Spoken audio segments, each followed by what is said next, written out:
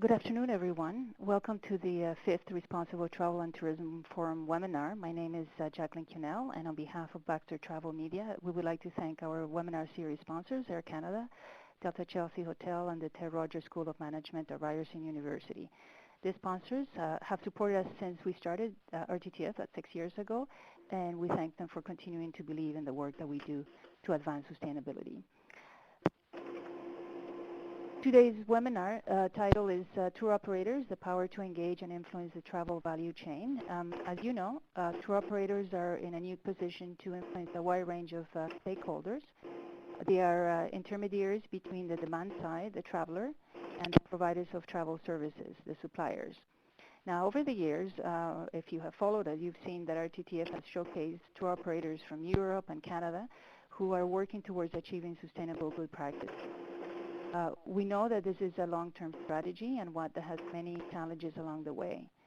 However, tour operators like Transat Holidays have demonstrated that it's not impossible, and that one of the key success factors is leveraging the experience of peers in the industry, associations, academia, non-government organizations, and entities that help to harness collective knowledge.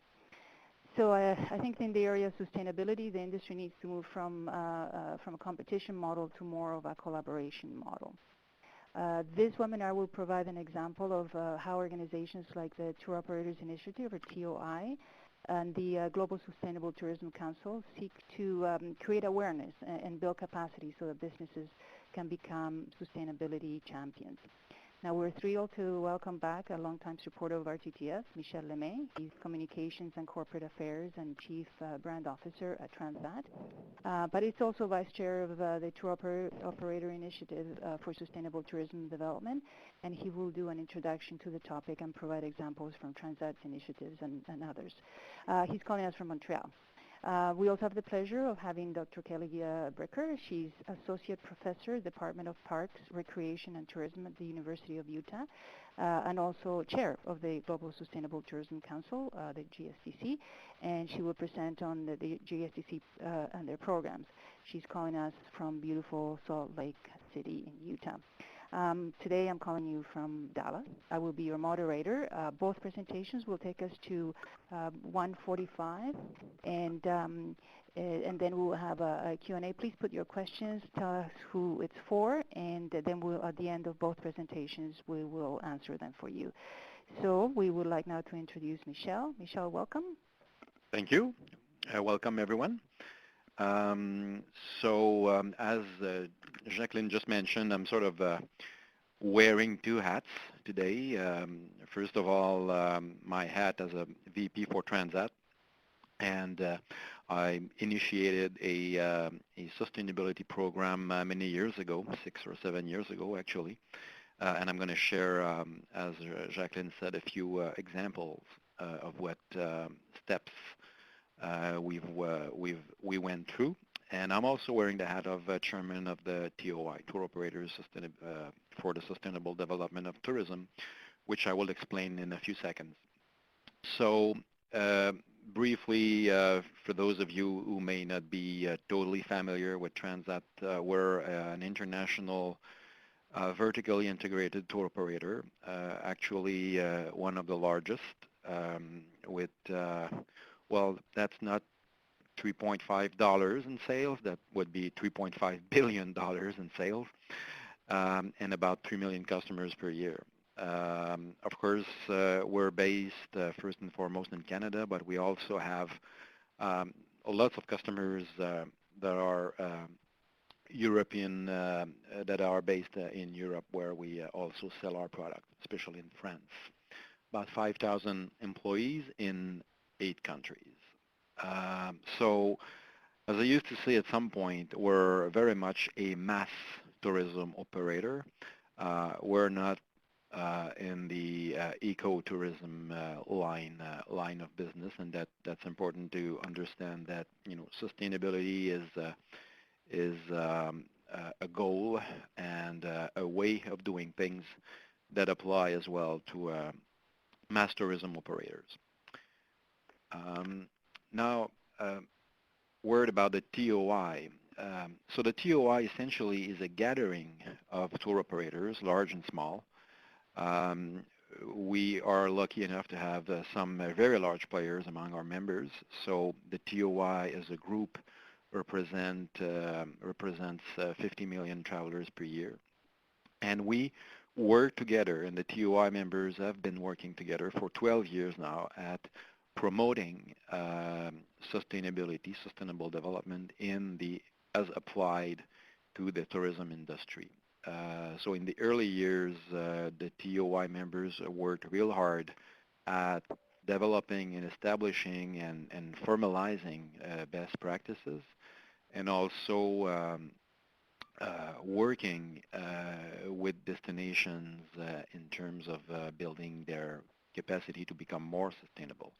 And part of that work was achieved in close cooperation with some organizations that are affiliated to the United Nations, namely the United Nations Environmental Program and of course the UNWTO, the World Tourism Organization, as well as UNESCO, who are actual members of the TOI.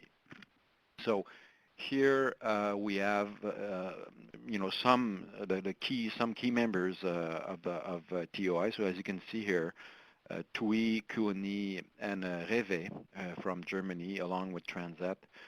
We've got the biggest players worldwide. The only large player which is in here is Thomas Cook. So the whole idea here is to try to see sustainability very much as a business and a strategic issue, and not something that an organization like ours or like the members of the TOI would do simply to be perceived as good corporate citizens. It goes much deeper than that. And one way to look at it is, one way that I like to look at it is to see this as asset and risk management, which is very special to this industry, tourism, because of course this is about protecting the assets that we need to remain in business and continue to grow.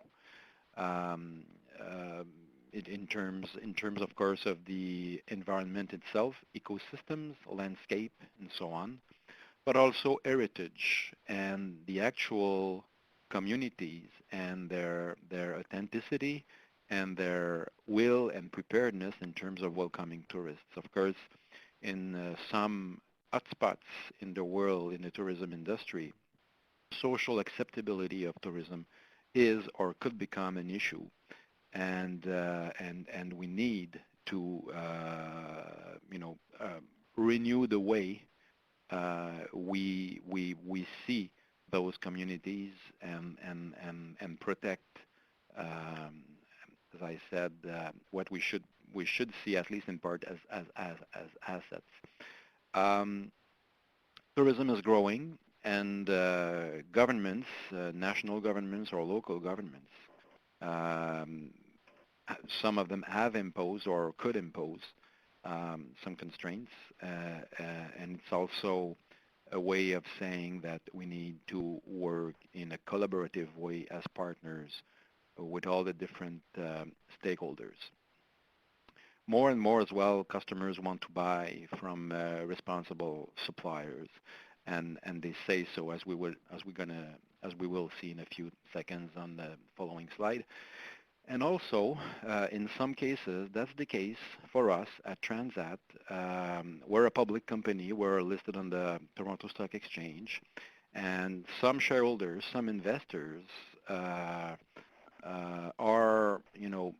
advocating certain behaviors and want to invest in companies that are, that fall in line in terms of their corporate responsibility. And finally, this is also a business issue. It's the whole notion that more and more people, especially the young people, want to work for responsible companies. So very much a business issue, and as we oftentimes need to reiterate, it's not simply about the environment. It's also about economic development and growth, creating jobs, sharing wealth, and of course, facing some social impacts that may come with tourism. One good example is child sex tourism, which is really a big issue in the industry and has been a big issue for many years. And I'll come back on that topic later on in my presentation. So very briefly, just one slide in terms of sharing with you a few numbers about customers. Um, Typically, and that's the same pretty much anywhere in the world, the numbers vary a bit, but when you challenge people about, asking them if they think that it's important for travel companies to be active in terms of protecting environment and heritage, the numbers are always fairly impressive. Um, we have to be realistic. It doesn't mean that this is the number one criteria when the time comes to actually shop for a trip. But the point here is that sensitivities are there and are growing. And just as an example here at the bottom, it's a recent survey that we did with our own customers last March, and essentially 90% of them were saying that they would prefer to travel with a responsible company. Of course, and again, I reiterate that I understand perfectly well that nobody's against apple pie. It's an easy question to answer, but the fact is that the data that you see in various surveys and wherever are fairly consistent on that front. So this is the traditional model, of course, of CSR, corporate social responsibility, and I won't go through all the interested parties and stakeholders here, but then the idea being that, of course, as a company, we need to have a more and more a 360-degree vision and take care of all the inputs and outputs that we generate through our activity. So back to the TOI, what do we do? What the members of the TOI do?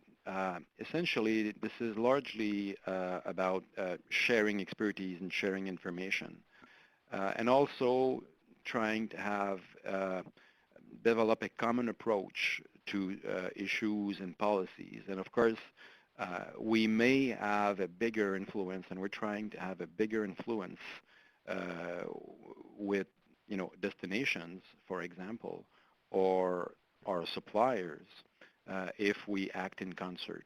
So the idea would be, for example, to have common positions on I don't know, animals and tourism, for example, dolphins, greenhouse gases emissions, and so on.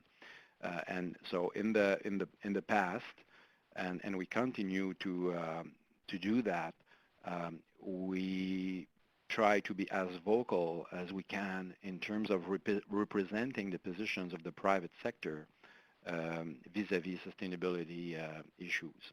We're also trying to work with destinations which may need help and support from partners like us. In many places in the world, there are very dynamic non-government organizations locally that are trying their best to advance things in their destination, and they're very eager to be able to partner with foreign organizations that bring actual travelers. And of course, we're also trying to establish relationships and liaise with other organizations worldwide which are targeting various issues related to sustainable tourism, like the Global Sustainable Tourism Council, like ECPAT, and so on and so forth. So typically, what tour operators do is try to attack those 6 areas of activity, integrating sustainability into their operations, supply chain management, employee training, the product itself, customer relations, and cooperation with destinations. I will not go through all of them in details. We don't have time, but I'm gonna cover a couple of them with good examples, so that everybody can be can have a good understanding of what we're meaning here. Very quickly, you know, integrating sustainability internally. In simple terms, it's simply walk the talk internally.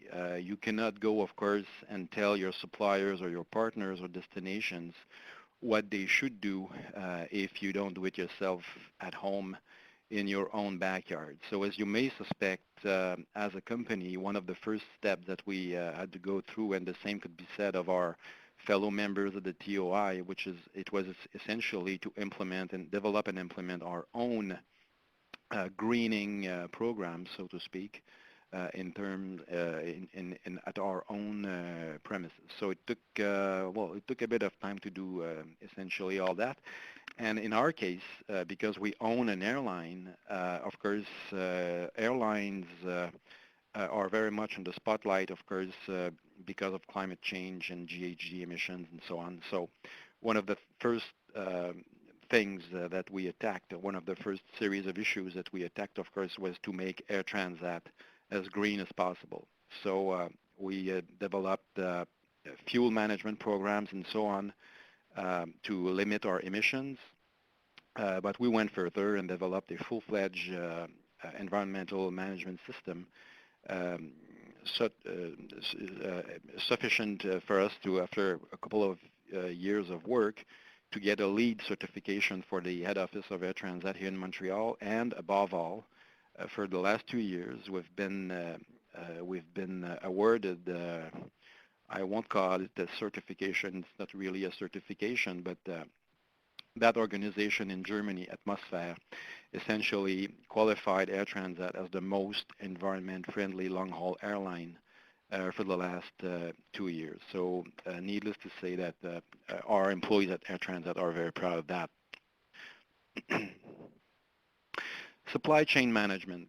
For a tour operator like us, that's the key area where we can have the most leverage, because of course tour operators typically purchase lots of goods and services, especially services from third parties. And from that standpoint, we can have, as a company, a large impact in terms of influencing the way our suppliers work.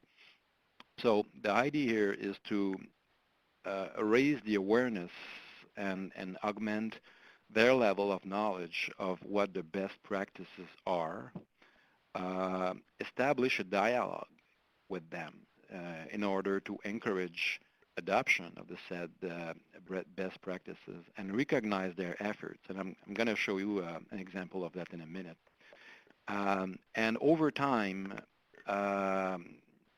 without necessarily imposing on anyone, come to a point where this becomes so standard as an expectation from our part that it's embedded in actual contracts, and it becomes standard business practice, business as usual, to take a commitment towards the best practices and good and a good approach to environment, for example, or the community itself. And that's exactly in that vein that over the years, the TOI, especially in the early years, were sort of the first organizations to try to document and flesh out what are those best practices and good business cases, an example of what it means to become more sustainable as a tour operator. And of course, one area which has been very much focused on is hotel certification, because of course there's a number of certification schemes that you may be aware of, but it's not always easy to determine which are most credible. And I'm sure that Kelly in the second part of the webinar today will touch that. So I'll go directly here to my example. This is an abstract from our brochures. For the first time this year, after 3 years, in the Transat brochures for the sun destinations this winter, and of course you cannot see the details here on the slide, but the general idea is that we've listed all our hotels.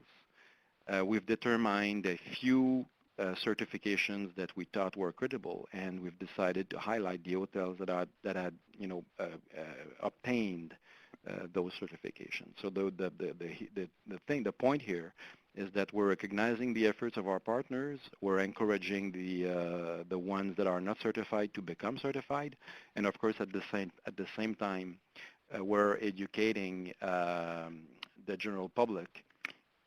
That's another double-page spread in the same brochure here, where we explain what we do to become more sustainable, and what is a hotel certification, and why they should, why the traveler should pay attention to that. We do the same in Europe. That's an excerpt from one of our two actually of our European brochures. And another aspect that I want to touch very briefly that shows that this is not just about planting trees.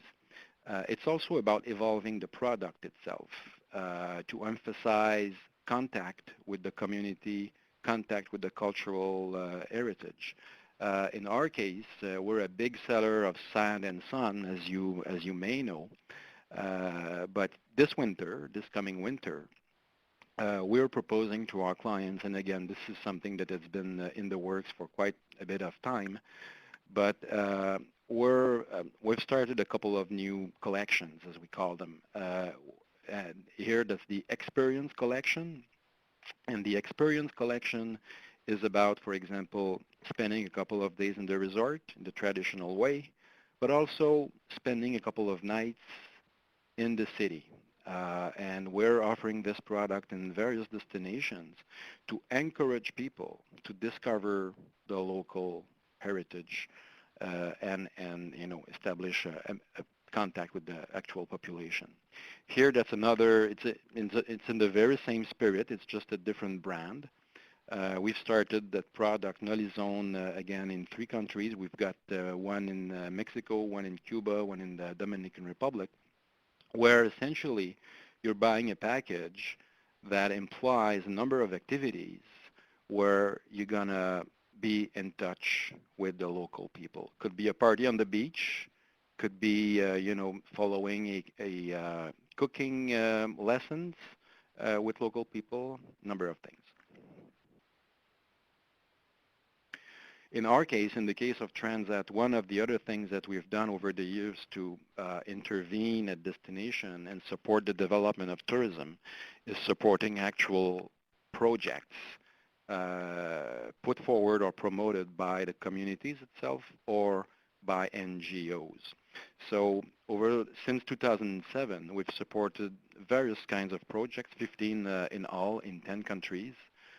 We've invested $500,000 in those projects, and most of them have been quite successful and supportive of a local initiative. This is an example of those projects, excuse me, here in Machu Picchu, where we've funded in part the restoration of ancient haciendas that will become bed and breakfasts, and the whole idea here is to encourage people, of course, to stay a bit longer in the Machu Picchu area. That's another project, similar project in Tunisia, where we funded the restoration of a heritage site.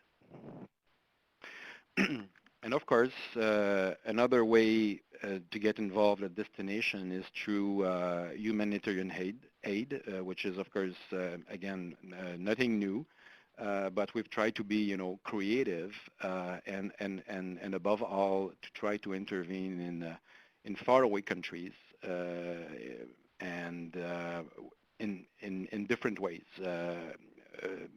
I'd like to underline here the 4 bullet where we've put together a volunteer work program for our employees where I think up until now, I think 8 or 10 of our employees have went to foreign countries for a couple of weeks, training people, helping a project on the ground. So this has been useful on many levels as our employees, as you may suspect, come back different persons and share their experience with their colleagues through the intranet, of course. Another example here, of course, as alluded earlier to child sex tourism. So we've started, and most of the members of the TOI do the same, essentially, training our employees so that the industry becomes more aware of this issue of child sex tourism so that we can continue to combat it in partnership with our hotel partners at destinations and so on and so forth. So again, those kinds of initiatives don't necessarily imply big budgets. They mostly imply, I would say, a time and an evolution of the mindset internally.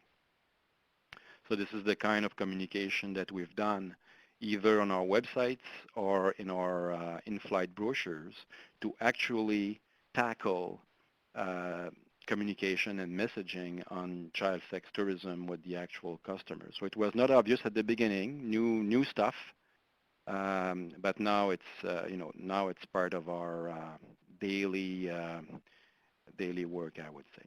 So as you can see, in large part, we're achieving things by working with partners on different fronts.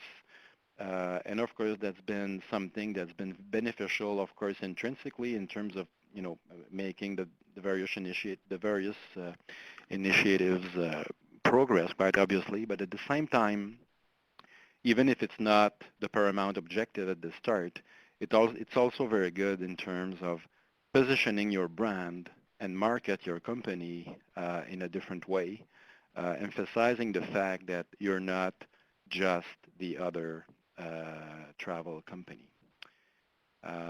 So if, in summary, this is in a large measure about inducing change in behavior, change in perception with travelers, suppliers, local authorities, and of course it all starts with the employees.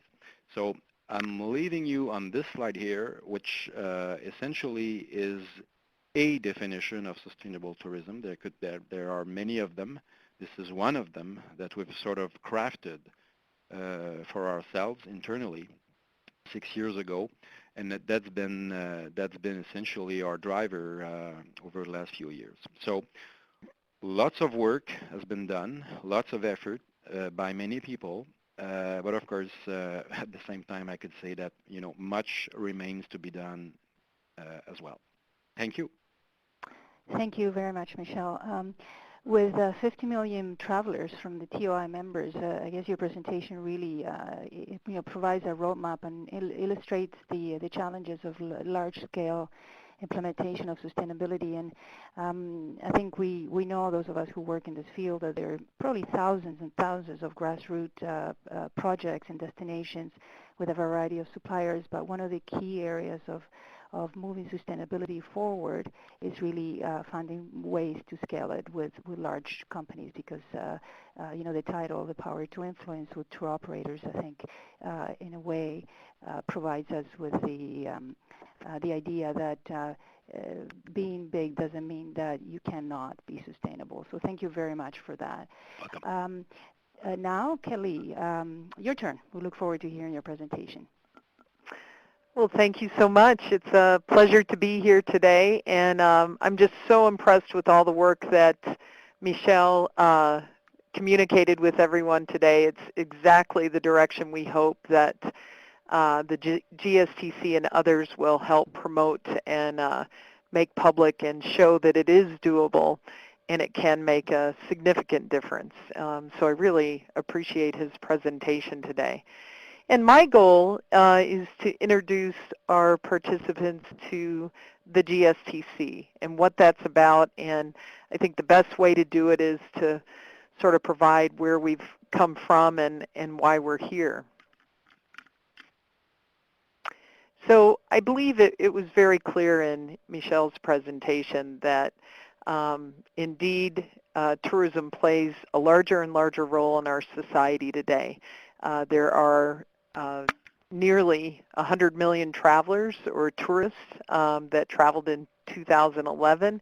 The forecast is projecting an incredible increase on that level, and the market share of economies all over the world that are emerging is increasing. So certainly tourism has the potential for positive change.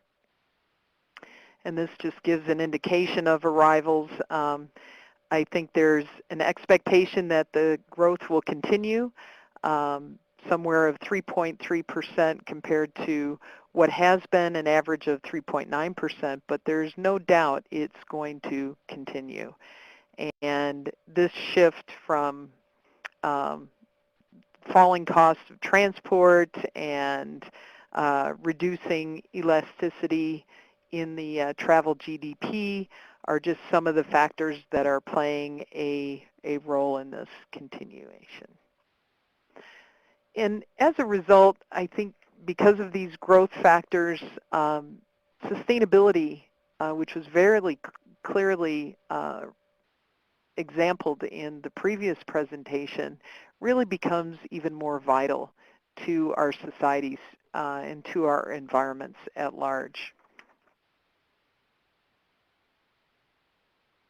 And we believe at the GSTC that tourism does have the power to create positive change at a very large scale. Not only can it help preserve destinations for future generations to see that what we see today can indeed be part of our future. And we're not big fans of those books and publications and articles that say, quick, get to this destination before it's destroyed.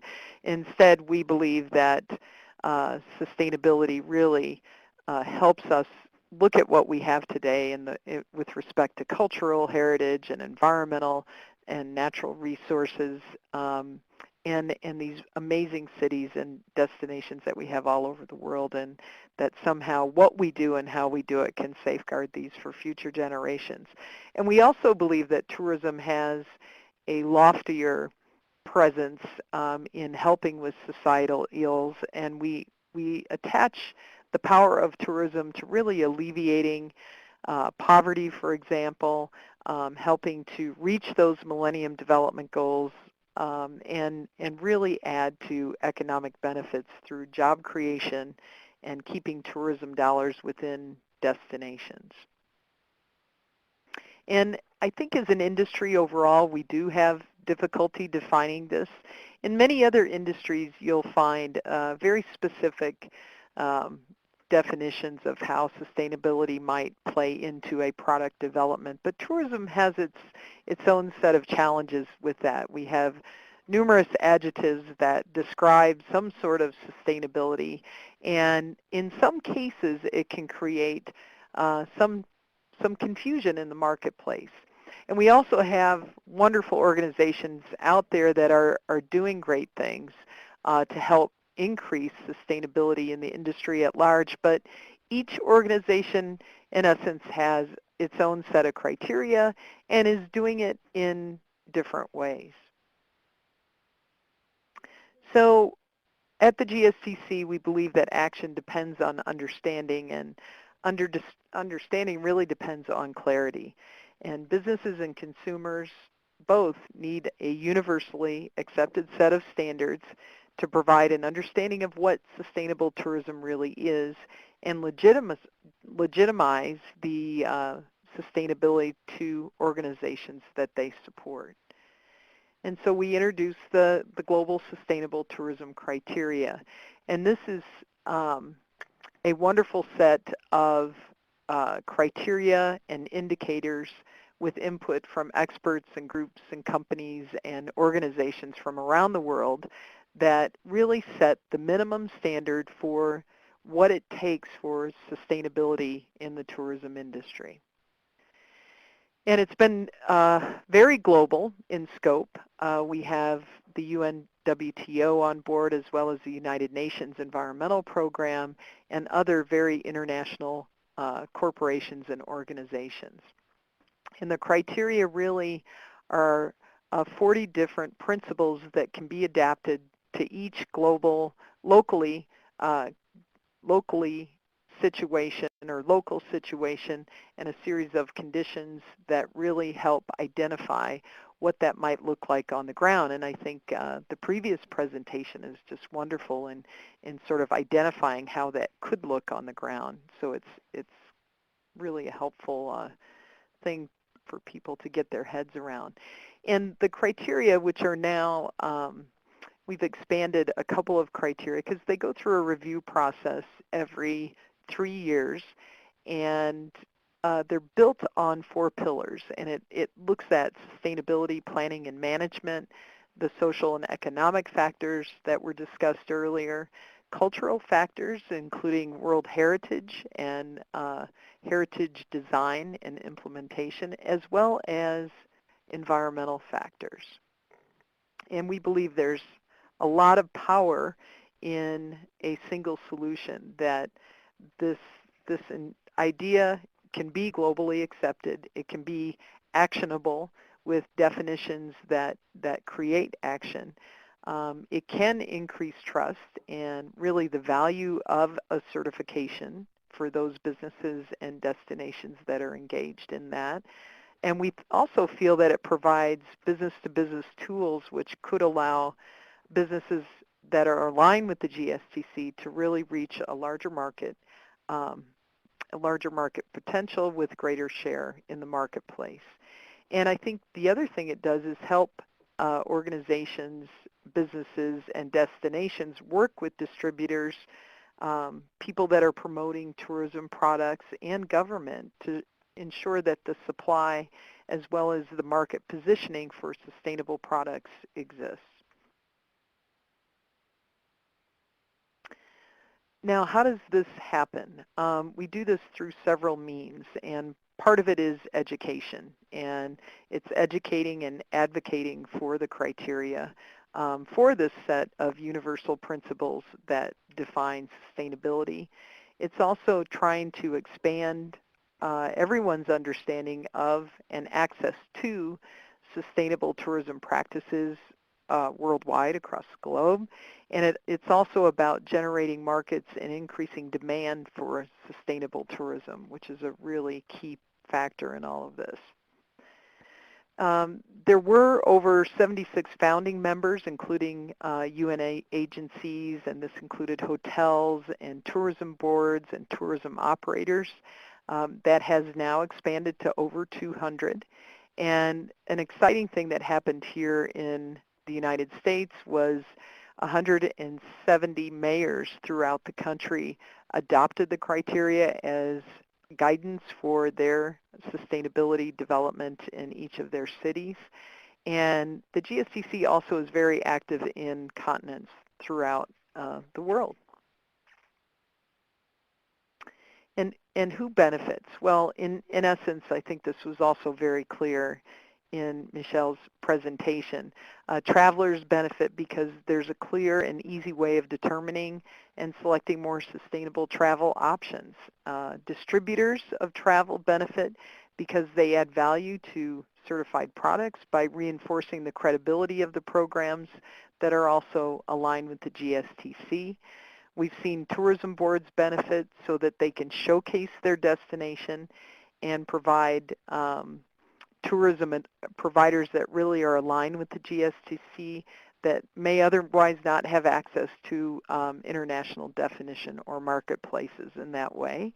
And governments actually help meet the demand by using sustainable tourism. They really help identify the demand and often meet the demand for developing sustainable tourism products.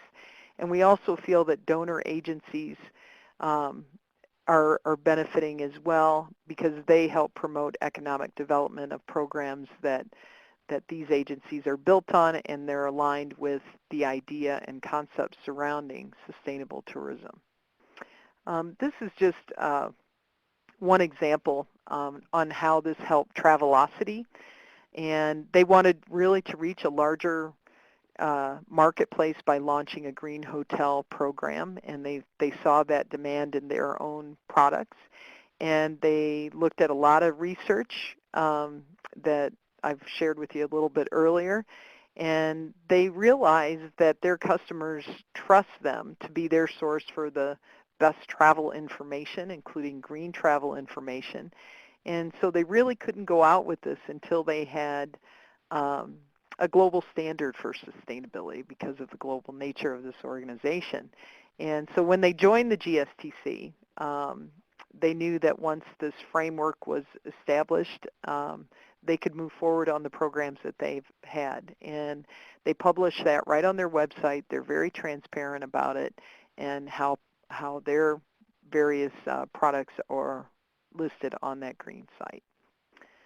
So our membership today, we have supporting businesses, we have the industry itself. Supporting businesses are really those that are on the periphery of direct product offerings. We have certification bodies.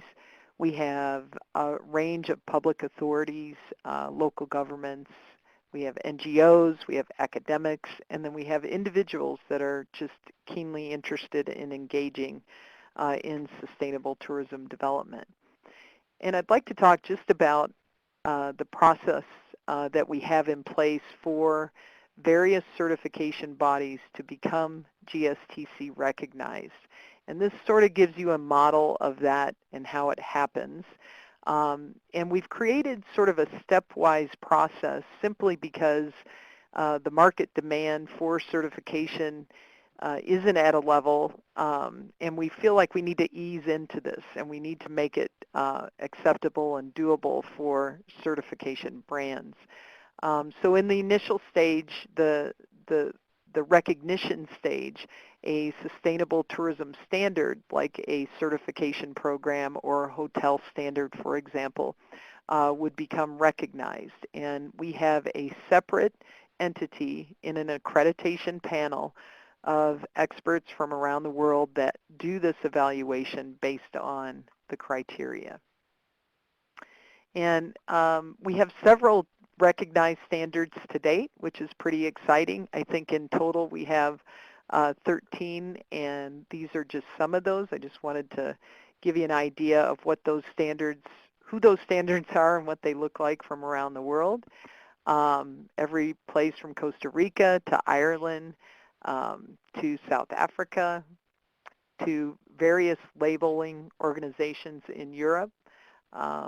We also have Japan involved, Malta Tourism's Authority Eco-Certification Scheme has been recognized, Rainforest Alliance, which I know is very involved with the Tour Operators Initiative, and STEP.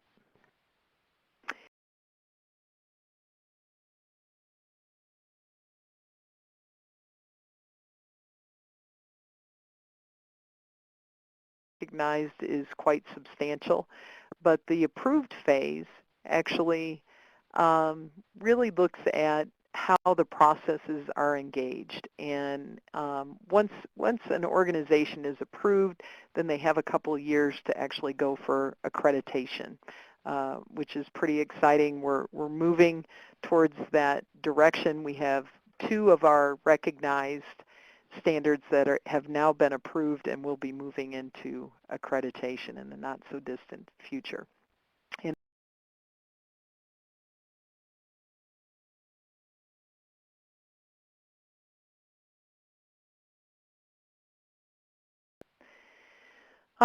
Something that's brand new over the last year is, I think a lot of what Michelle talked about was really looking at partnerships and how it's pulling together destinations around sustainability.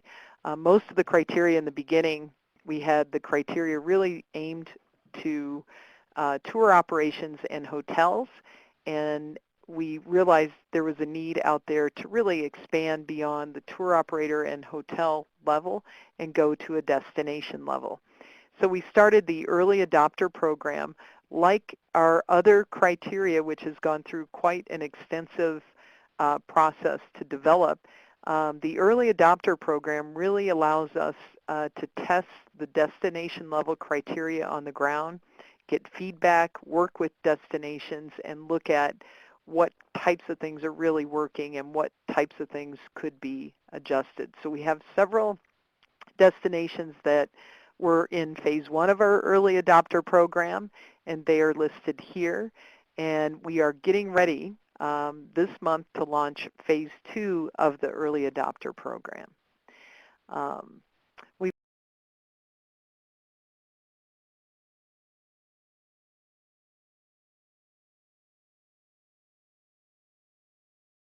started to make a difference in the industry worldwide. So that's been pretty exciting. And another part of the GSTC really is its volunteers. And we have a very active and innovative board of directors, and we have representation from all sectors of the travel and tourism industry, which is also a really important framework in order to be global in scope and to really address the issues that come about in many countries around the world. We also are working on various publications. We had one come out most recently, of which I had an opportunity to edit, and it's really tying sustainable.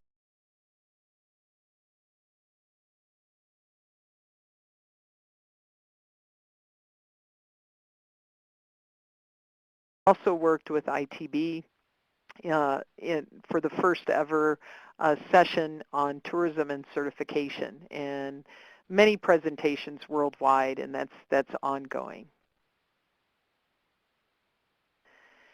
And then with respect to training and education, we're working with the Themis Foundation, with the World Tourism Organization. Certainly this is a big part of the effort. We feel that education is absolutely critical.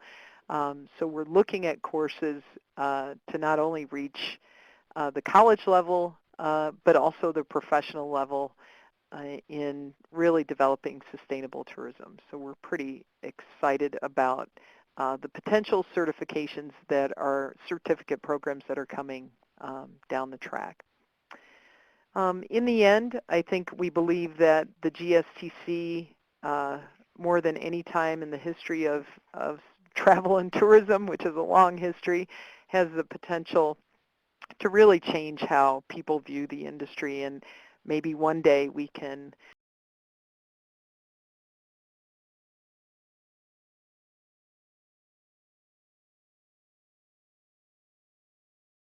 presentation today, and I'm really happy to address any questions that you might have. Thank you.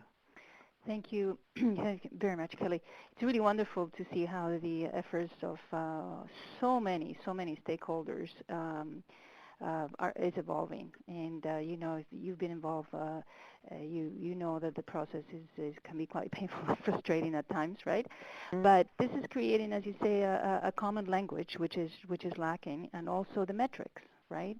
Correct. So that, you know, then there'll be wider adoption, and then the standards will make it a lot easier for the supply side to adopt the criteria and the best practices.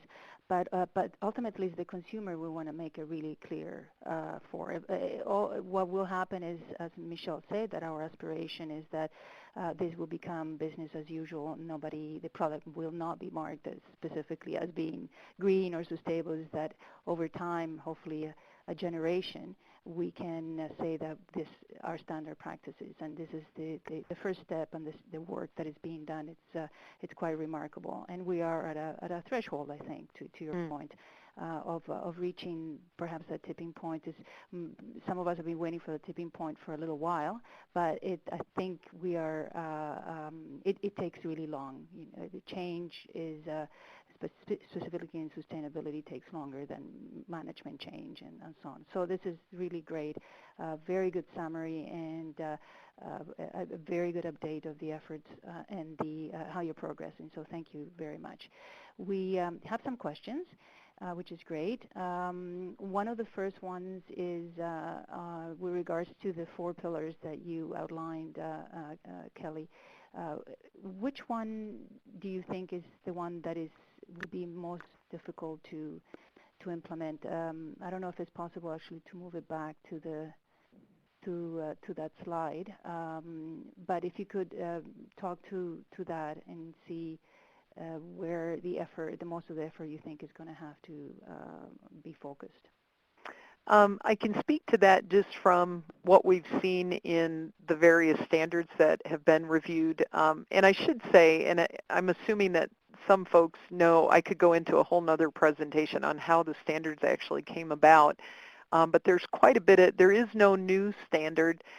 These standards, there was over 4,000 different criteria that were reviewed from standards around the world. So this is really the essence of what everybody finally agreed to. And just so you know, we had about 85 to 90% agreement on the ones that finally made it through the final 40 that exist today. And that process is ongoing. So hopefully over time, either those standards will be, maybe new issues will evolve, maybe things will go away because it's so commonplace, but those will be continually reviewed, and everybody has an opportunity to comment on those standards all the time. Mm-hmm. But based on that, what we've seen primarily in North America is people don't address the social issues as much. And in part, that could be because some of those issues are actually addressed during, in the format of laws or existing health and safety issues that may exist in the country. But we find that much of the work that's been done has been done in the environmental area, and the other areas aren't as prominent. And so even with the planning and looking at resiliency within communities, preparing for crises that may happen and those kinds of things, that the social and the planning and the cultural areas have been almost secondary in most initiatives. So maybe it's because they're difficult.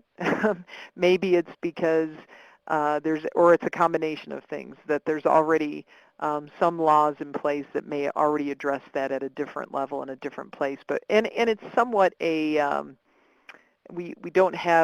we have many different institutions in various governments, and so there's a political layer where the social and cultural and sometimes the economic areas get very segmented, and so there's not, unlike environmental issues, tends to fall under an environmental department or something. So there's ongoing practices there. Mm-hmm. So I think the fragmentation in those areas makes it sort of difficult for people to get their heads around as well. Yeah, it's unlikely to any of that to become standardized per se. Right. Yeah. I mean, there are basic things here around human rights and labor laws and child exploitation and so on that are adopted widely. The enforcement is another issue, but also what you're addressing is the cross-jurisdictional policies that are very difficult to influence. But both of you actually had presented examples of organizations that do a lot of really great work that at the local level, and maybe the key is to work with these people who know their environment really well, and then give them support to continue to develop some of those projects and initiatives at the social level that will influence the tourism product. So that's another perhaps strategy, can cover all of the social issues, but work with the local individuals in the destinations. I think that's a very good, I just want to, that is a very good comment, and that's what we're seeing starting to happen at the destination level. Is one, is there an awareness of these other entities, and two, how do you pull them into this idea of sustainability? So we're hoping through that destination level criteria that this happens more and more. So thanks for raising that. Mm-hmm. Thank you. We have also from Duke, are there any specific ways, resources to know and find recognized sustainable products and services to recommend to clients? I guess that speaks to creating the standards and the certifications that you addressed earlier.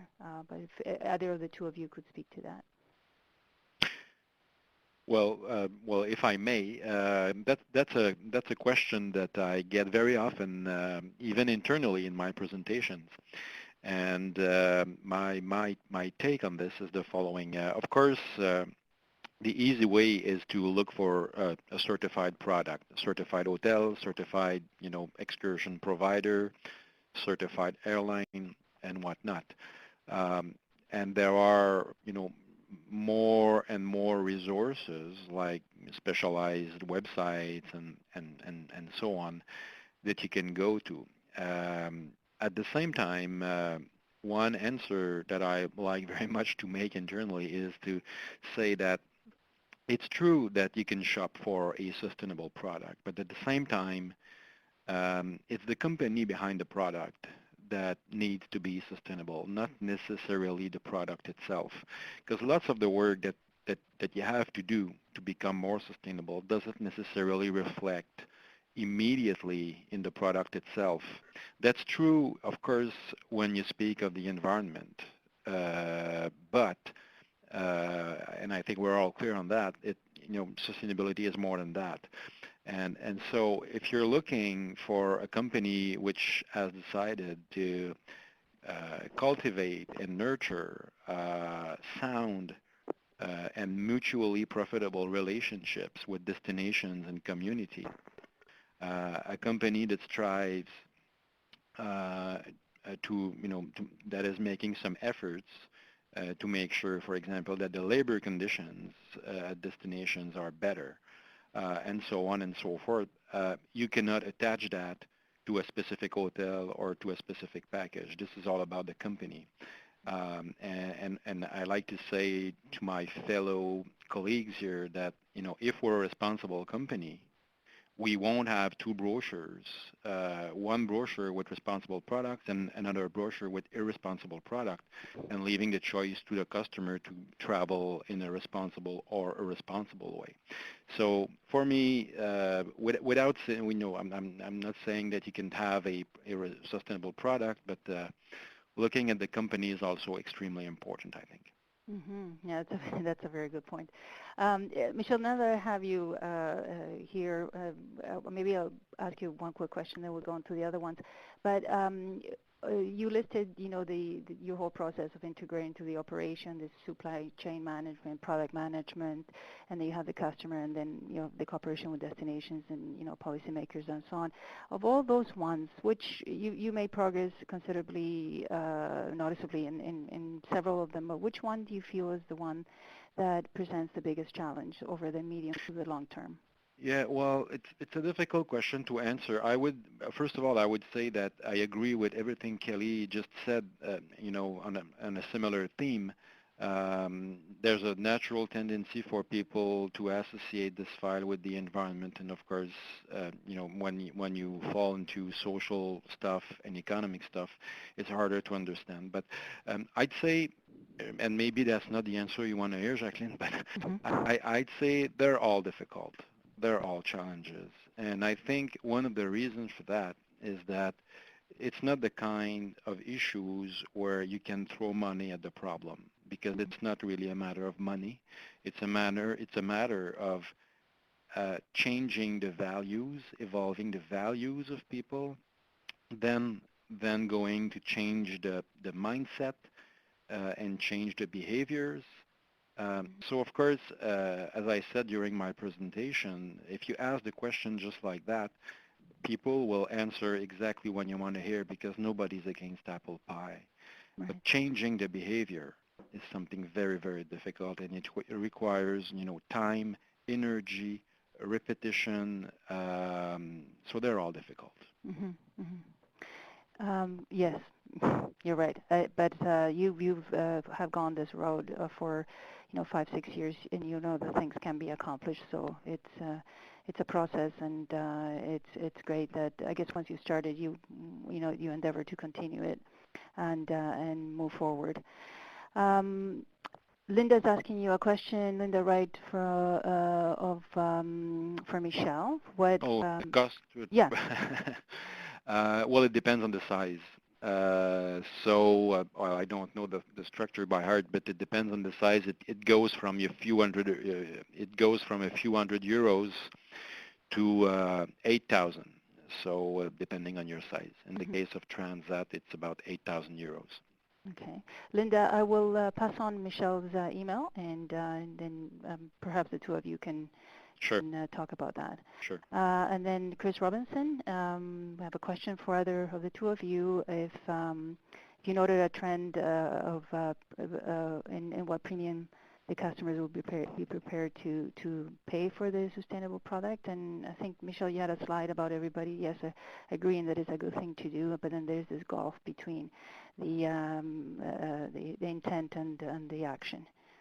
Well, generally, when people are surveyed on this, as I said, normally people will say that it's important to travel in a sustainable manner, but then when they're asked if they're prepared to pay more, generally the answer is no. But more and more, depending on the survey, we're starting to see a difference because a certain proportion of people will say, yes, they're prepared to pay a little bit more. But again, this is something that varies depending on the continent. I've seen a study by Nielsen, I think, which showed that, essentially and briefly, in North America, people are the less sensitive and the less ready to pay more. But if you ask the same question in Europe or even in Latin America, people are more aware of the importance of all that. Mm-hmm. Yeah, it's interesting because I was reading an article the other day about sustainability, and I was comparing it to safety. The whole mega trends about health and safety, and they were saying, people are not expecting to pay more for health and safety for No, products that are safe. Yeah, exactly. So ultimately, it's optional. Yeah. that's right. It's not optional, and therefore, these consumers are pros saying, yeah, we understand that's the issue, but why do we need to pay more? We know why when you run a business, but there is an expectation that this will be embedded in the cost and accepted as it is. Ultimately, that sustainability it's a practice that it's common for everyone. I could also add that I know that Travelocity has seen an increase in demand for their green travel product site versus their other site. So I think the demand is increasing, and honestly, sustainability, when you look at some of there may be an upfront cost for some implementation of some of the ideas, but ultimately it also helps the bottom line, and I think that's what we're trying to develop is really a crystallized business case for sustainability in any organization, no matter what level, that this actually could have a payoff, and operating your business can actually cost less. Therefore, ultimately, hopefully, it doesn't cost more to the consumer. It's either break even to the consumer, or it's it's not a noticeable change in the price of what you would pay for a green product. And I think as demand increases, I'm hoping, just like with organic products, for example, the more demand that's there, the demand helps drive costs down as well. Scalability, that's right. Achieving economies of scale and Sure. More volume than the cost. Well, that's at least the industrial model that we know today. But I think that's the hope as more products become available, and then the cost will ultimately go down. I think that's all the questions that we have, and so I'd really like to thank Michelle and Kelly very much for their time today. Your presentations were terrific and very detailed and provided lots of excellent examples. And I also want to tell the participants that this presentation is being recorded, and it will be archived, and you can download it at any time. And with that, I'd like to thank everyone for your attention. We have one last webinar next week, which is culinary tourism. We have 3 destinations. Ontario, Scotland, and Peru, and I think it will be great. Just make sure to have lunch before the webinar, because it promises to be really tantalizing. Please tell your colleagues, and don't forget that you can download, again, all of this archives from the last couple of years. We're looking forward to receiving nominations for the 2012 RTTF Award. So Michelle or Kelly, if you have any suggestions for companies that would be interested in putting forward themselves or somebody else, it's all on our website. It's not very complicated to apply, and we have until December the 7th. So again, a big thanks to the series sponsors, Air Canada, Delta, Ted Rogers School of Management at Ryerson, and see you all in a couple of weeks, November 28th. Thank you very much.